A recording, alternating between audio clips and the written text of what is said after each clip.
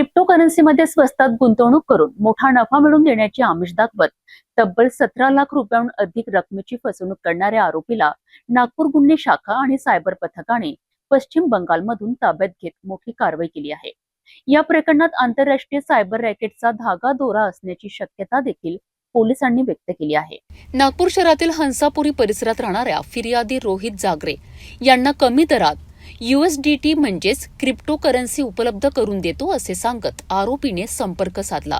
आरोपी पोला पार्थ सरकार यांनी बायनान्स या प्रसिद्ध क्रिप्टो ट्रेडिंग प्लॅटफॉर्मच्या माध्यमातून USDT पाठवण्याचे आश्वासन दिलेत। अधिक नफा आणि कमी किमतीत क्रिप्टो मिळणार असल्याचे आमिष दाखवत त्याने फिर्यादीचा विश्वास संपादन केलाय।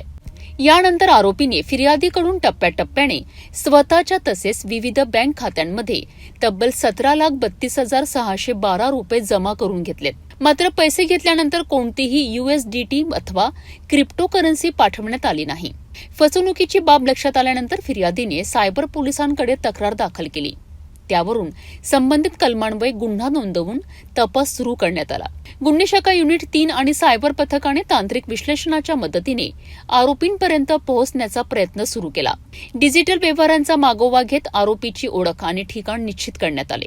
तपासादरम्यान आरोपी पश्चिम बंगाल राज्यातील आसनसोल येथे असल्याची माहिती मिळाल्यानंतर विशेष पथकाने तिथे जाऊन आरोपी पोला पार्थ सरकार याला ताब्यात घेतले आणि पुढील चौकशीसाठी नागपूर येथे आणले।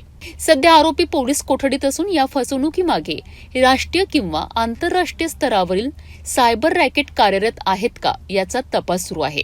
गुन्हे शाखा आणि सायबर पोलिसांकडून या प्रकरणातील आर्थिक व्यवहारांची सखोल चौकशी केली जात आहे। पोलीस स्टेशन तहसील येथे उपक्रमांक 305 कलम 318(4) 316(5) BNS विथ IT ऍक्ट प्रमाणे गुन्हा दाखल झालेला आहे।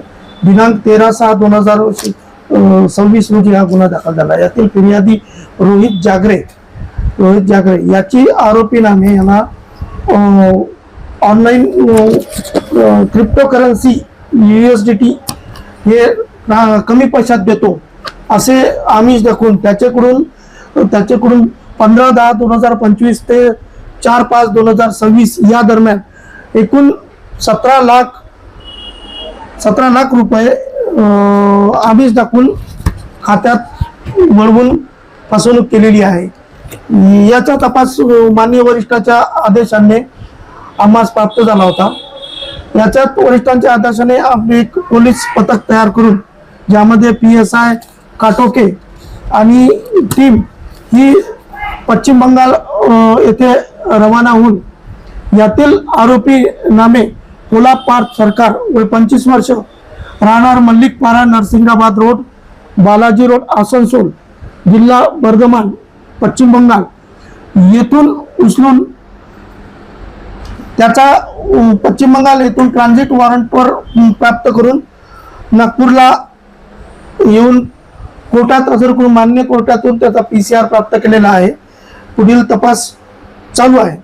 सदरची कारवाई करता युनिट 3च्या शाखेने या सायबरच्या मदतीने यातील तांत्रिकरित्या तपास करून आरोपीचं लोकेशन, त्याची गुन्हा करण्याची पद्धत, ट्रान्सफरची पद्धत, क्रिप्टोकरन्सी कशा प्रकारे ते गुन्हा करतात त्या प्रकारची तांत्रिक तपास करून आरोपीस पकडून त्याचा तपास चालू आहे। सदरचा तपास आमच्याकडेच असून पुढील तपास करीत आहोत।